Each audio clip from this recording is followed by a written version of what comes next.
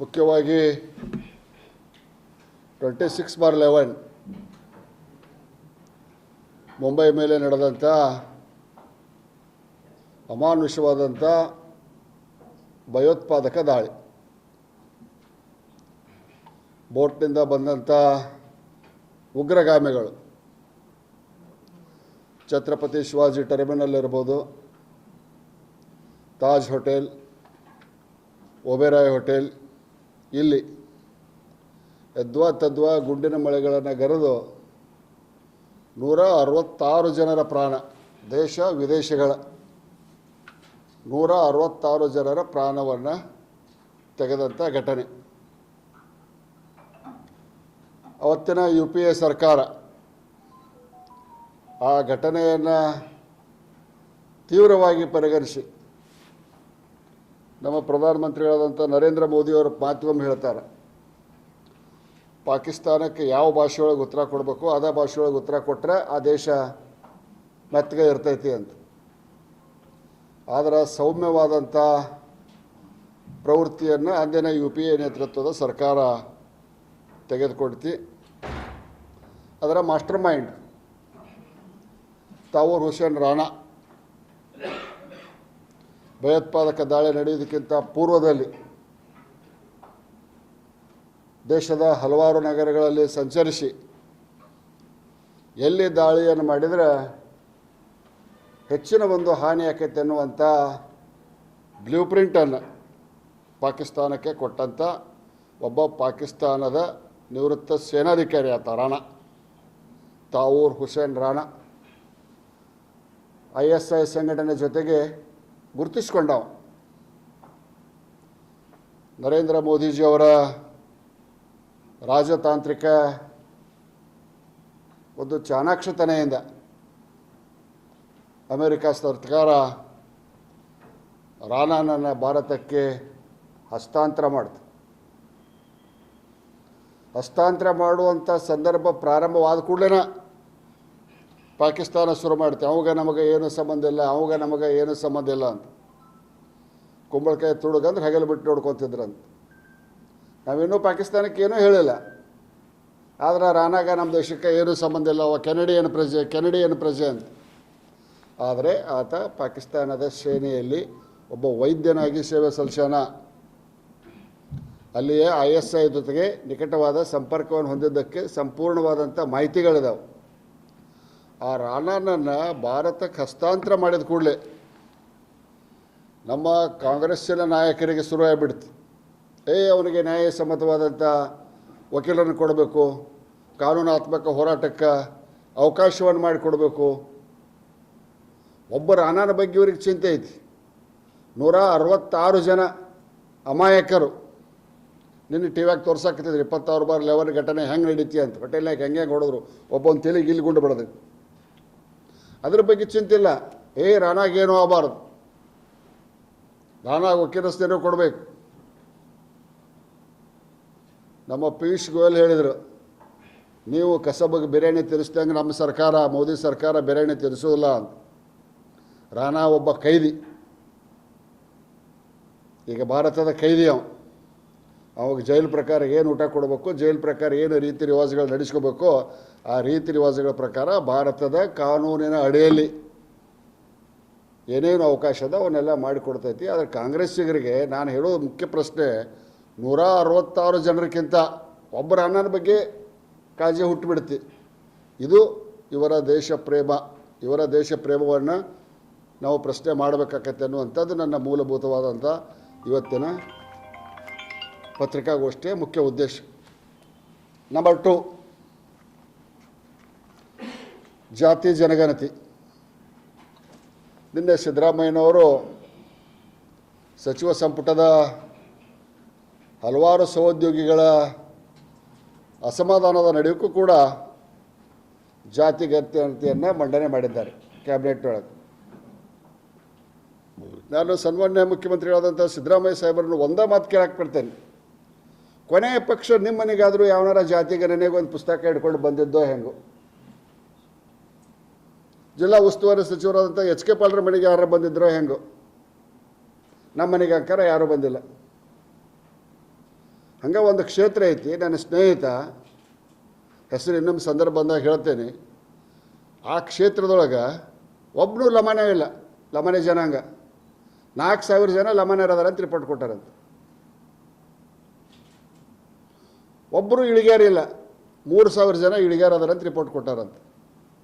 ಈ ರೀತಿಯಾದಂಥ ಅಸಮರ್ಪಕವಾದಂಥ ಒಂದು ಜಾತಿ ಗಣತಿಯ ವರದಿಯನ್ನು ಮುಂದಿಟ್ಟರೆ ಯಾರಿಗೆ ಅನ್ಯಾಯ ಆಕೈತೆ ಅನ್ನೋದನ್ನು ಕಾಂಗ್ರೆಸ್ ಪಕ್ಷದ ಯಾವ ನಾಯಕರು ವಿಚಾರ ಮಾಡೋಲ್ರಲ್ಲ. ಹಿಂದೂಗೆ, ಅಲ್ಪಸಂಖ್ಯಾತರಿಗೆ, ಹಿಂದುಳಿದ ವರ್ಗದವ್ರಿಗೆ ರಿಸರ್ವೇಷನ್ ಕೋಟಾದಾಗ ಯಾರ್ಯಾರು ಬರ್ತಾರೋ ಅವ್ರಿಗೆ ಸಿಗುವಂಥ ಎಲ್ಲ ಸೌಲಭ್ಯಗಳನ್ನು ಕೊಡ್ರಿ, ಅದಕ್ಕೆ ಯಾರ್ದು ತಕರಾರಿಲ್ಲ.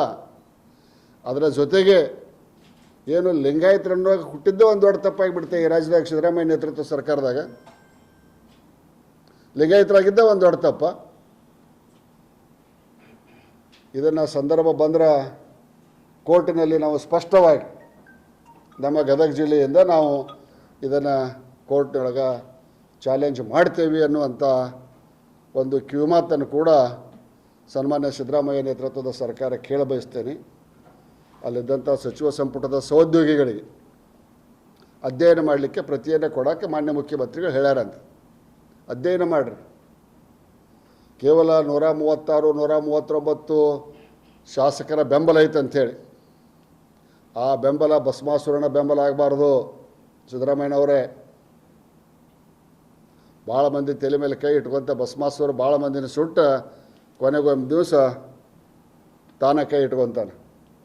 ಅದಕ್ಕೆ ದಯವಿಟ್ಟು ನಿಮ್ಮಿಂದ ಅನುಭವಿ ಮುಖ್ಯಮಂತ್ರಿಗಳಿಂದ ಯಾವುದೇ ವರ್ಗಕ್ಕೆ ಅನ್ಯಾಯ ಆಗಬಾರ್ದು ಅನ್ನುವಂಥ ಒಂದು ಮನವಿಯನ್ನು ನಾನು ಮಾಡ್ತೇನೆ.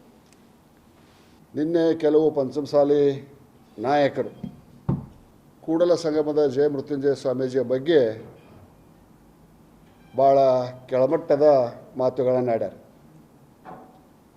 ಬಹುತೇಕ ನಿನ್ನೆ ಕೂಡಿದಂಥ ನಾಯಕರಲ್ಲಿ ಕೂಡಲ ಸಂಗಮ ಪೀಠದ ಬಗ್ಗೆ ಮಾತನಾಡುವಂಥ ಒಂದು ನೈತಿಕತೆ ಯಾರ್ಯಾದ್ರಿಗಿದ್ರೆ ನಿನ್ನೆ ಕೂಡಿದಂಥವರಲ್ಲಿ, ಮತ್ತು ಐ ರಿಪೀಟ್, ನಿನ್ನೆ ಕೂಡಿದಂಥವರಲ್ಲಿ ಸನ್ಮಾನ್ಯ ಮುರುಗೇಶ್ ನಿರಾಣಿ ಅವ್ರಿಗೆ ಒಬ್ಬರಿಗೆ ಐತಿ.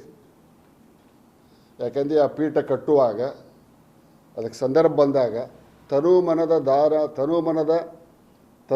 ಧನದ ಸಹಾಯವನ್ನು ಮಾಡಿದವರು ನಿನ್ನೆ ಕೂಡಿದ್ರೊಳಗೆ ಮುರುಗೇಶ್ ನಿರಾಣಿ ಒಬ್ಬರ.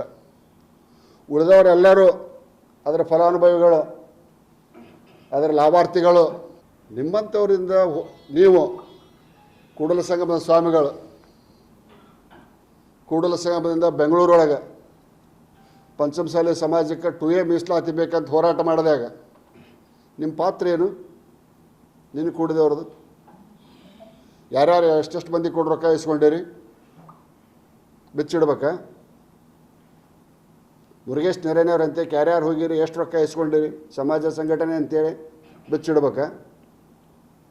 ಕೂಡಲ ಸಂಗಮದ ಪೀಠದ ಆಸ್ತಿ ಸನ್ಮಾನ್ಯ ಪ್ರಬಣ್ಣ ಹುಣಸಿಕಟ್ಟಿ ಅವ್ರು ತಮ್ಮ ಹೆಸರಲ್ಲಿದ್ದಾವೆ, ಉತ್ತಾರ ಬೇಕಾದ್ರೆ ನೋಡ್ಕೋಬೋದು. ಕೂಡಲ ಸಂಗಮದ ಆಸ್ತಿ, ಕೂಡಲ ಸಂಗಮ ಪೀಠ ಪ್ರಾರಂಭವಾಗುವಾಗ ನಾನು ಮುರುಗೇಶ್ ನಿರಾಣಿ ಎಲ್ಲರೂ ಕೂಡ್ಕೊಂಡು ಯಡಿಯೂರಪ್ಪನವ್ರನ್ನ ಹೆಲಿಕಾಪ್ಟರ್ ಮೇಲೆ ಕರ್ಕೊಂಬಂದು ಪ್ರಾರಂಭದ ಹಂತದಲ್ಲಿ 1 ಕೋಟಿ ರೂಪಾಯಿಯನ್ನು ನಾ ಕೊಡಿಸಿನಿ ಸರ್ಕಾರದಿಂದ. ತದನಂತರ ಅಂದಿನ ಶಾಸಕರಾದಂಥ ಸನ್ಮಾನ್ಯ ಕಳಕಪ್ಪ ಬಂಡಿಯವರು ಜಗದೀಶ್ ಶೆಟ್ಟರಿಂದ ಒಂದಿಷ್ಟು ರೊಕ್ಕ ಕೊಡಿಸಿದರು. ಅದನ್ನು ಬಿಟ್ಟರೆ ಉಳಿದವರು ಯಾರೂ ಕೊಟ್ಟಿಲ್ಲ. ಮತ್ತು ಕೂಡಲ ಸಂಗಮದ ಜಯ ಮೃತ್ಯುಂಜಯ ಸ್ವಾಮೀಜಿ ತನಗಾಗಿ ಏನೂ 1 ರೂಪಾಯಿದ ಆಸ್ತಿ ಮಾಡಿಕೊಂಡಿಲ್ಲ. ಹಿಂದಿದ್ದ ಕಾರು ಮುರುಗೇಶ್ ನಿರಾಣಿ, ವಿನಯ್ ಕುಲಕರ್ಣಿ ಅವರು ಕೊಡಿಸಿದ್ರು. ಈಗಿದ್ದ ಕಾರು ನಾನು ಮತ್ತು ಇನ್ನು ಕೆಲವು ಸ್ನೇಹಿತರು ಕೂಡಿಸಿ ಪಟ್ಟಿ ಹಾಕಿ ಕಾರ್ ಕೊಡಿಸೇವಿ. ಇವೇನು ನೀನು ಕುಂತು ಮೀಟಿಂಗ್ ಮಾಡ್ಯಾವಲ್ಲ, ನಾಟ್ಪೇಡ್ ಗಿರಾಕಿ ಅಂತಿರೋ ಏನಂತಿರೋ ಅವಕ್ಕೆ? ಏನಪ್ಪ ಯಾವ್ದಾರು ಒಂದು ಚಲೋ ಶಬ್ದ ಹೇಳ್ರು. ಹಾಂ, ಪೇಡ್ ಗಿರಾಕಿ ಇವು ಕುಂತು ಒಂದು ವಾರ್ನಿಂಗ್ ಮಾಡ್ತಾರಂತ. ನಿನ್ನೆ ಕುಂತವರು ಎಕ್ಸೆಪ್ಟ್ ಮುರುಗೇಶ್ ನಿರಾಣಿ ನಿಮ್ಮ ಎದೆ ಮುಟ್ಕೊಂಡು ಹೇಳ್ರಿ, ನನ್ನಿಂದ ಸಮಾಜಕ್ಕೆ ಏನಾದ್ರು ಸಹಾಯ ಮಾಡೇನಿ, ಹೋರಾಟ ಮಾಡೇನಿ ಅನ್ನುವಂಥದ್ದನ್ನು ಬಿಡ್ರಿ. ಸಮಾಜ ಒಡೆಯುವಂಥ ಕೆಲಸ ಮಾಡಬೇಡ್ರಿ. 1 ಪೀಠ ಮಾಡಬೇಕಾಗಿತ್ತು, 2 ಪೀಠ ಆಗ್ಯಾವ. ನಾವೇನದಕ್ಕೆ ಇದಾಗಿಲ್ಲ. ಇಲ್ಲಿದ್ದ ಈಚೆ ಕಡೆ ಈ ಸ್ವಾಮಿಗಳು ಮಾಡ್ತಾರೆ, ಹರಿಹರ ಕಡೆ ಹೋದ್ರೆ ವಚನಾನಂದ ಸ್ವಾಮೀಜಿ ಅವರು ಹರಿಹರ ದಾವಣಗೆರೆ ಕಡೆ ಅವ್ರು ಮಾಡ್ತಾರೆ. ನಾ ಬೈ ರೋಡ್ ಬೆಂಗಳೂರಿಗೆ ಹೋಗ್ಬೇಕಾದ್ರೆ ವಚನಾನಂದ ಸ್ವಾಮೀಜಿಯವ್ರು ಅಂತ ಹೋಗಿ ಅಲ್ಲಿ ಪ್ರಸಾದ ಮಾಡಿ ಅವ್ರ ಆಶೀರ್ವಾದ ತೊಗೊಂಡು ಹೋಗ್ತೀನಿ. ಇಲ್ಲಿ ಬಂದಾಗ ಕೂಡಲ ಸಂಗಮ ಸ್ವಾಮಿ ಕೂಡ ಇರ್ತೇವೆ. ಮನುಷ್ಯಾಗ 2 ಕಣ್ಣದಾವಿಲ್ಲ. 2 ಪೀಠದ ಬಗ್ಗೆ ನಮ್ದು ಏನೂ ಅಭ್ಯಂತರ ಇಲ್ಲ. ಯಾವ ನೈತಿಕತೆ ಇಟ್ಕೊಂಡು ನೀವು ಕೂಡಲ ಸಂಗಮ ಜಯ ಮೃತ್ಯುಂಜಯ ಸ್ವಾಮೀಜಿ ಬಗ್ಗೆ ಮಾತಾಡ್ತೀರಿ? ನಾ ರಾಜಕಾರಣ ಮಾತಾಡೋದಿಲ್ಲ. ಅವ್ರ ಪೀಠದಿಂದ ತೆಳಗಿಳಿಸ್ತೇವೆ ಅಂದ್ರಲ್ಲ, ವಾಟ್ ಅಥಾರಿಟಿ ಯು ಹ್ಯಾವ್? 2003 1ನೇ ತಿಂಗಳದೊಳಗೆ ಈ ಟ್ರಸ್ಟ್ ರಚನೆ ಆಗೈತಿ.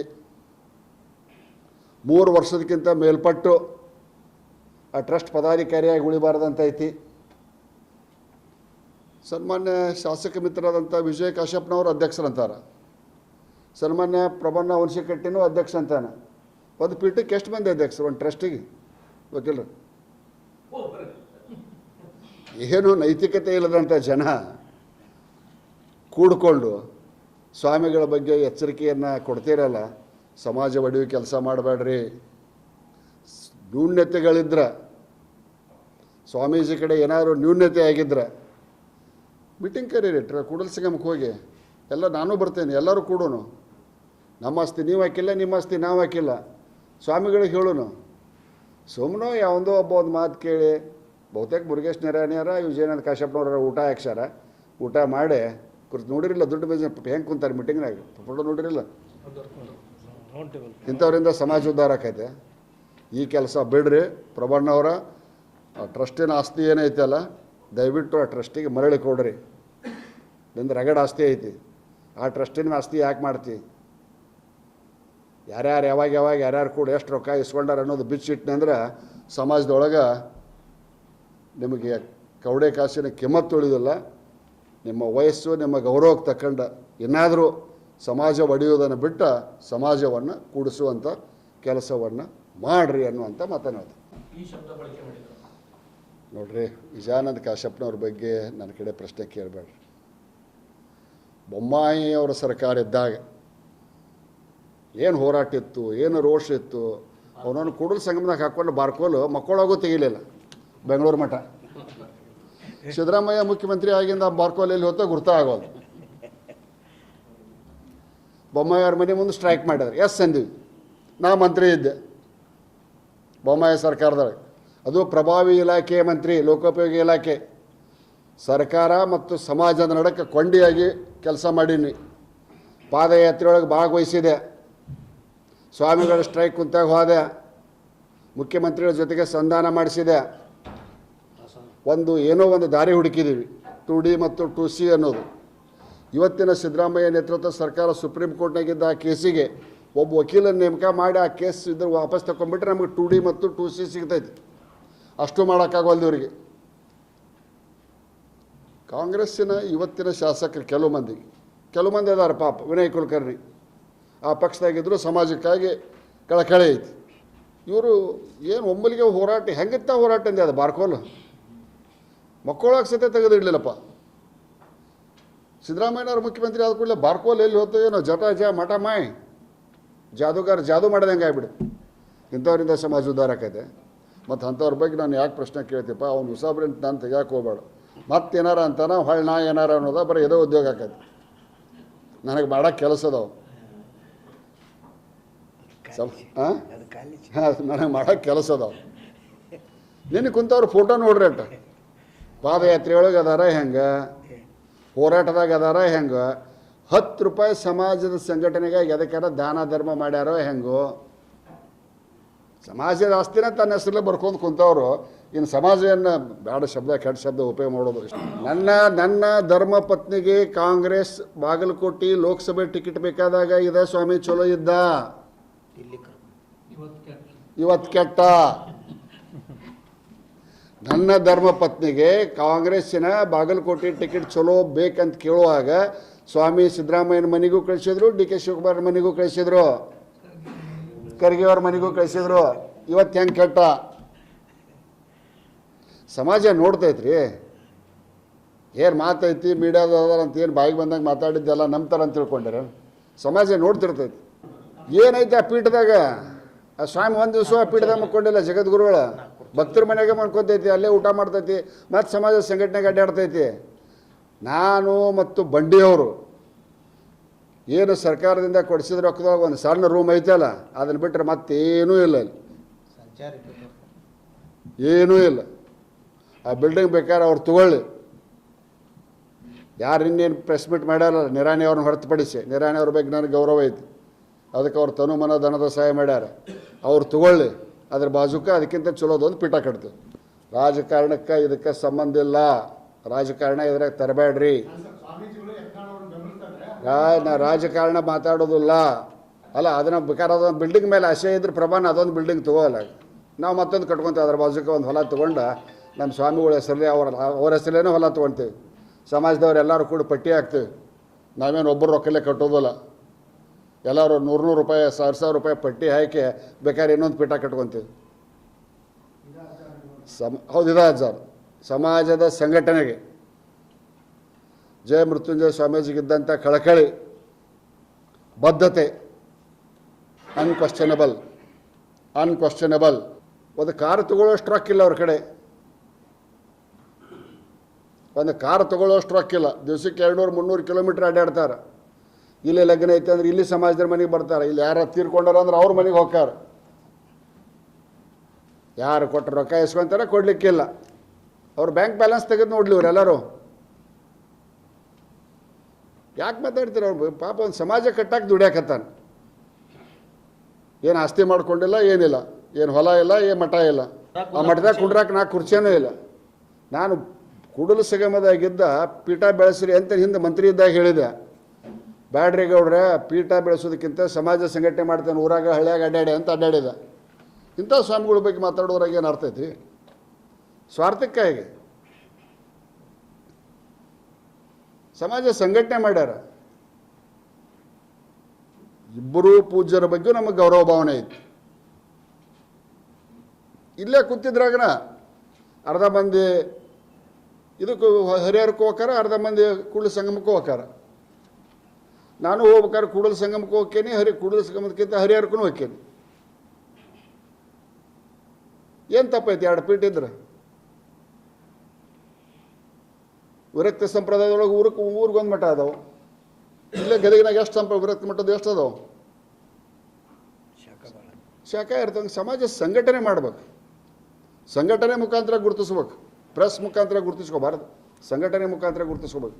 750 ಕಿಲೋಮೀಟ್ರ್, ಅದು ಕರೋನಾ ಇದ್ದಾಗ 750 ಕಿಲೋಮೀಟ್ರ್ ಪಾದಯಾತ್ರೆ ಮಾಡಿದ್ರು. ಇವರೆಲ್ಲಿದ್ರು ಅವಾಗ? ನಿನ್ನೆ ಹೊಟ್ಟೆನಾಗ ಕುಂತವರು. ಹಾಂ, ಬೆಳಗಾವದೊಳಗೆ ಲಾಠಿ ಚಾರ್ಜ್ ತಿಂದು ನಮ್ಮ ಸಮಾಜದವರು ಲಾಠಿ ಚಾರ್ಜ್ ಮಾಡಿದ ತಪ್ಪು ಅಂತ ಒಬ್ಬರು ಅಂದ್ರೆ ಇವ್ರು ಯಾರು? ನಿನ್ನೆಯವರು. ನಾನು ಪೂಜಾ ಸವದತ್ತಿ ಅಂಥೇಳಿ, ಆಮೇಲೆ ನಮ್ಮ ನಾವದಗಿ ವಕೀಲರು ಕೂಡ್ಕೊಂಡು ಕೇಸ್ ಹಾಕಿದ್ವಿ ಸರ್ಕಾರದ ಮೇಲೆ. ನ್ಯಾಯಾಂಗ ತನಿಖೆಗೆ ಮಾನ್ಯ ಉಚ್ಚ ನ್ಯಾಯಾಲಯ ಧಾರವಾಡದ್ದು ಆದೇಶ ಮಾಡಿತ್ತು, ನ್ಯಾಯಾಂಗ ತನಿಖೆ ಕಾಲ ಮಿತಿಯೊಳಗೆ ಆಗ್ಬೇಕಂತ. ಪಂಚಮಸಾಲಿ ಅವ್ರನ್ನ ಹೊಡೆದ್ರೆ, ಎಲ್ಲ ಬರೋದು ತಲೆ ಹೊಡೆದ್ರೆ, ಎಲ್ಲದನ ಏಪ್ಪ ಪಟ್ಟು ಬಿದ್ದಿಲ್ಲ ನನಗೆ, ಇಲ್ಲ ಅದನ್ನು ಹೊಡಿಸ್ಕೊಂಡವ. ಅಲ್ಲೇ ಹೊಡಿಸ್ಕೊಂಡ. ಇದು ಅನ್ಯಾಯ ಅಂತ ಒಬ್ಬರ ಅಂದ್ರೆ, ಅಲ್ಪಸಂಖ್ಯಾತರಿಗೆ 4% ರಿಸರ್ವೇಷನ್ ಕಾನೂನು ಬದಲಿ ಮಾಡ್ತೇವೆ ಅಂತ ಹೇಳಿದ್ರು. ಪಂಚಮಸಾಲಿಯರಿಗೆ ಮೀಸಲಾತಿ ಕೊಟ್ಟರೆ ಸಂವಿಧಾನ ವಿರೋಧಿ ಅಂತ ಹೇಳಿದ್ರು ಸಿದ್ದರಾಮಯ್ಯನವರು. ನಮಗಾದ್ರೆ ಸಂವಿಧಾನ ವಿರೋಧಿ, ಅಲ್ಪಸಂಖ್ಯಾತರಿಗೆ 4% ಕೊಡೋಕೆ ಸಂವಿಧಾನವನ್ನು ತಿದ್ದುಪಡಿ ಮಾಡ್ತಾರೆ. ಹುಚ್ಚರ ಸರ್ಕಾರ ಇದು ಒಂದು ಈ ರಾಜ್ಯದೊಳಗೆ. ಪಂಚಮಸಾಲಿಯರೊಳಗೆ ರಗಡ್ ಬಂದವ್ರು, ಬೇರೆದವ್ರು ಸುದ್ದಿ ಕೇಳು ಮರ. 2028ಕ್ಕೆ ಚುನಾವಣೆ ಬರ್ತೈತಿ. ಅವಾಗ ಜನ ಯಾರ್ಯಾರಿಗೆ ಪಾಠ ಕಲಿಸ್ತಾರೆ ಅನ್ನೋದು ಗುರ್ತಾಕೈತಿ. ಏನೀಗ 2 ವರ್ಷ ಹೋಯ್ತು, ಇನ್ನು 2 ವರ್ಷ, ಮುಂದೆ 1 ವರ್ಷದೊಳಗೆ ಚುನಾವಣೆ ಮೂಡಿಗೆ ಹೋಗ್ಬಿಡ್ತೇವೆ. 2 ವರ್ಷ ಕಲ್ಮುಚ್ಚ ಕಂತೆಗೆಲ್ಲಾಗ ಬರ್ತೈತಿ. ಅಧಿಕಾರದ ಮದ ನೆತ್ತಿಗೇರಬಾರ್ದು. ಅಧಿಕಾರದ ಮದ ನೆತ್ತಿಗೇರ್ತಿ ಅಂದ್ರೆ ಬಾಯಿ ಹೋಗಿ ಬೊಂಬಾಯಿ ಹಾಕತಿ. ನಾನು ಒಬ್ಬ ಸಮಾಜದ ಕಾರ್ಯಕರ್ತನಾಗಿ ಇವತ್ತು ಬಂದೇನೆ, ಶಾಸಕನಾಗಿ ಬಂದಿಲ್ಲ. ಪಂಚಮಸಾಲಿ ಸಮಾಜದ ಒಬ್ಬ ಕಾರ್ಯಕರ್ತ. ಆ ಸಮಾಜ ನನಗೆ ಉಳಿದ ಸಮಾಜದ ಜೊತೆಗೆ ಆ ಸಮಾಜನೂ ಆಶೀರ್ವಾದ ಮಾಡಿದಾಗ ಇಂಥ ಕಷ್ಟ ಕಾಲದೊಳಗೆ BJP ಇಂಥ ಕಷ್ಟ ಕಾಲದೊಳಗೆ ಗದಗ ಜಿಲ್ಲಾದಾಗ ನಾನು ಆರಿಸಿ ಬಂದೇನೆ. ಆ ಸಮಾಜದ ಋಣ ತೀರಿಸ್ಬೇಕು, ಸಮಾಜಕ್ಕೆ ಸಂಘಟನೆಯಾಗಿ ದುಡಿದಂಥ ಸ್ವಾಮಿಗಳ ಋಣ ತೀರಿಸ್ಬೇಕು ಅನ್ನೋದಕ್ಕೆ ಇವತ್ತಿನ ಪತ್ರಿಕಾಗೋಷ್ಠಿ. ಯಾರ ವಿರುದ್ಧನೂ ಅಲ್ಲ.